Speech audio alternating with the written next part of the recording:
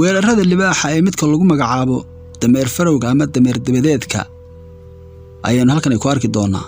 libaaxu waxa uu kamid yahay xayawaanaadka markay wax u gaarsanayaan aadka uga feejigan khatarta uu leeyahay waxay hadba u gaarsanayaan. waxa uu kamid yahay dameer farowgu kuwa ugu feejigan sidoo kalena haraatidiisa aan laga soo waqsan karin haddii uu la helo libaaxa. mararka qaarkoodna daamanka jabin kara.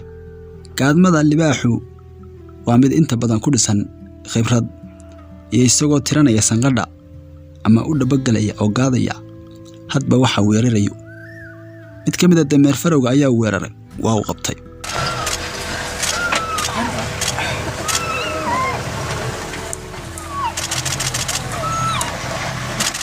isla markiiba waxa ku degtay raxandhan waxaanay ka xidhayaan hawo-meereenada iyagoo kala goynaya biyo buflaha maxawlal mariidka.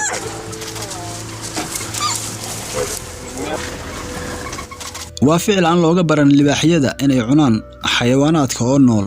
midii markii hore weerartay ayaan si fiican nafta uga wada jarin oxygen ayaa u qaatay waana nool yahay. raxantu aad ay u gaajaysan tahay.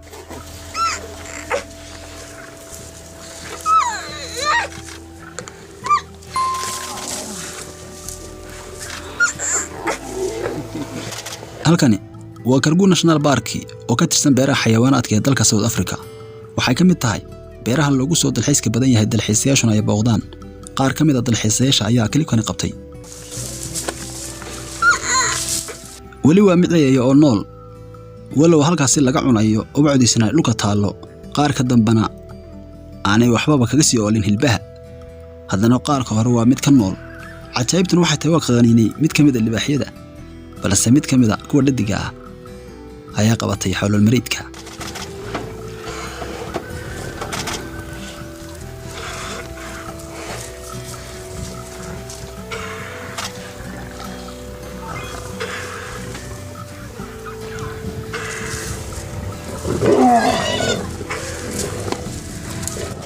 waxa uu la xarbiyayaa wali dameer dabadeedka ama dameer farowgu nafta oo ah mid ku dhiban isla mar ahaantaasina aan si fudud uga hagaagin.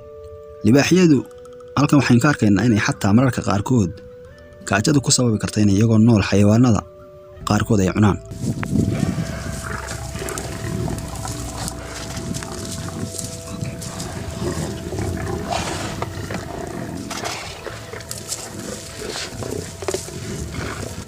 waxay ku hirdamayaan oo sidoo kalena haaligayaan hilbihiisa maadaama imika ay nafti ka hagaagtay kana baxday. isla mar ahaantaasina tiro badnaanta raxanta libaaxyada ahi waxay keenaysaa inay feentaan macallifihiisa dameerka.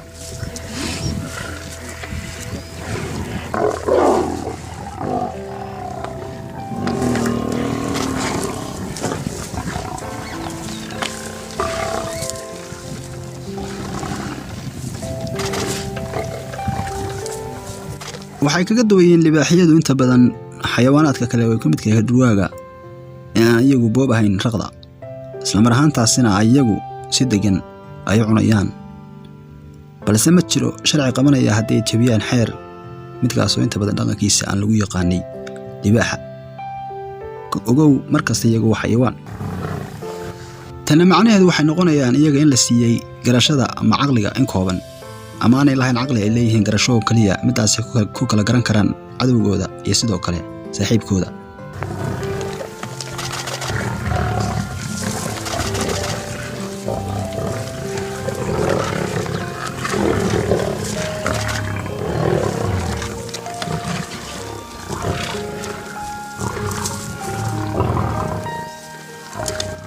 markaanu leenahay waxay kala garan karaan cadowgooda iyo saaxiibkooda intaas oo kaliya kuma koobna wax badan ayaa kala garan karaan. midaasna waa tusaale oo kaliya. inta badan dameerku uu garanaya libaaxu inuu waxyeello u yahay.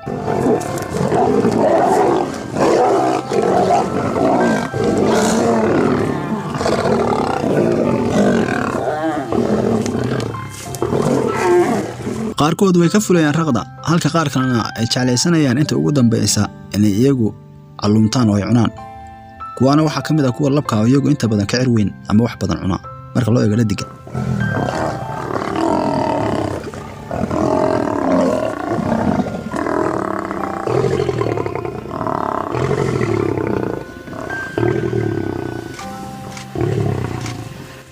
xayawaanaadka iyo duurjoogtu waxay ka mid yihiin khayraadka uu Eebba ku manaystay dal si gaar ah u siiyay wadamada ilaalada gaarka u sameeya dhaqaalaha ku bixiya ka hortagga waxyeelooyinka loo geystay xayawaanaadka waxa ka mid ah Tanzania, Kenya, South Africa iyo sidoo kale Namibia waxaana runtii ka soo gala sanad walba malaayiin dollar oo dhaqaale ah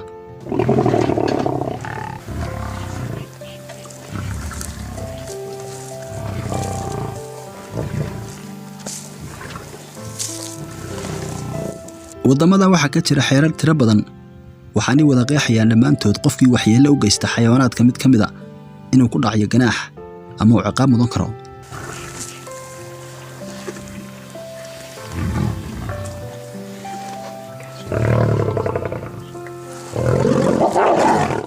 sababaha markasta aan isweydiiyay waxa ka mid ah Soomaaliya waayadii hore waxa joogi jiray duurjoog aad u tiro badan oo ka mid yahay libaaxan arkayna haatan isla mar ahaantaasina imika aan joogin haddaba maxay tahay sababta ugu weyn ee uga hajireen xayawaanaadku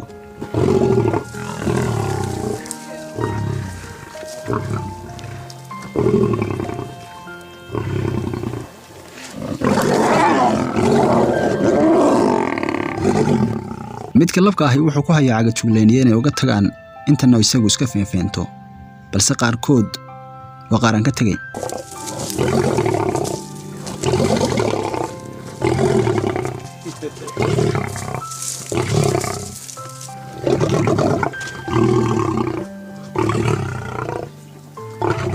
mid yar oo ka mid ah raxanta ayaa isaga laftiisu jeclaysanaya waxaanu doonayaa inuu kala baxsado intan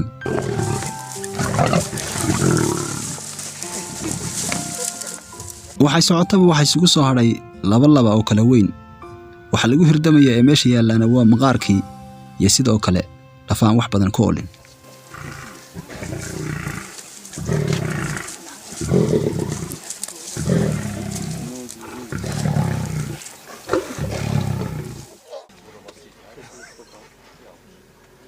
Can finish it our program. Their wives, they can't. It's just a job. Yeah.